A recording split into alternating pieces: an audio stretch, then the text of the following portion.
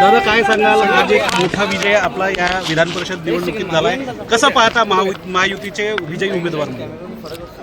सर्वात आधी तर मी जसं मगाशी सांगितलं, भारतीय जनता पार्टी आणि महायुतीचे जितके मोठे नेते आहेत, वरिष्ठ नेते आहेत, ते महाराष्ट्राचे मुख्यमंत्री आदरणीय फडणवीस साहेब असोत, महसूल मंत्री आदरणीय बावनकुळे साहेब असोत, विशेष करून आदरणीय ज्यांच्या नेतृत्वात आम्ही काम करतो परिणयभाऊ फुके असोत, राष्ट्रवादी काँग्रेस पार्टीचे नेते आदरणीय प्रफुल्लभाई पटेल असोत, किंवा शिवसेनाचे उपमुख्यमंत्री आदरणीय एकनाथजी शिंदे असो, मी सर्वांचा आभार मानतो.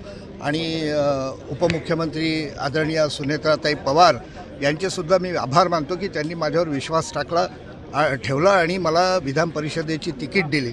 ही तिकीट दिल्यानंतर 18 तारखेला जे मतदान झालं, या मतदानाच्या वेळी भंडारा आणि गोंदिया जिल्ह्याचे माझे सर्व सहकारी जिल्हा परिषद सदस्य, नगरपंचायतचे सगळे नगरसेवक आणि पंचायत समितीचे सर्व सभापती यांनी आम्हाला सहकार्य केलं, विश्वास ठेवला आणि चांगलं मतदान त्यांनी या निवडणुकीत आम्हाला केलं.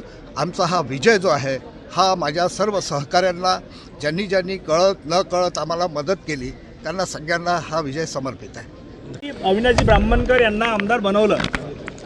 अविनाशजी ब्राह्मणकर आज विधान परिषदेवर निवडून आले आणि निश्चितच हा एक बुलंद आवाज म्हणून आता विधान परिषदेच्या सभागृहात भंडारा आणि गोंदिया जिल्ह्यातील शेतकरी असणार, शेतमजूर असणार, बहुजन समाज असणार आणि सगळ्या सामान्य लोकांसाठी आवाज उचलणारा हा एक आवाज आता विधान परिषदेला मिळालेला आहे. आणि निश्चितच ही विजय आमच्या सर्व सामान्य कार्यकर्त्यांची आहे, सर्व मतदारांची आहे. एक या माध्यमातून एक नवीन अध्याय या भंडारा आणि गोंदिया जिल्ह्यात सुरुवात झालेली आहे. एक नवीन नेतृत्व अविनाश भाऊंच्या माध्यमातून या दोन्ही जिल्ह्यांना मिळालेलं आहे. आणि आता या माध्यमातून निश्चितच आपल्या या दोन्ही जिल्ह्यांचा विकास करण्यासाठी ते अहोरात्र मेहनत करतात.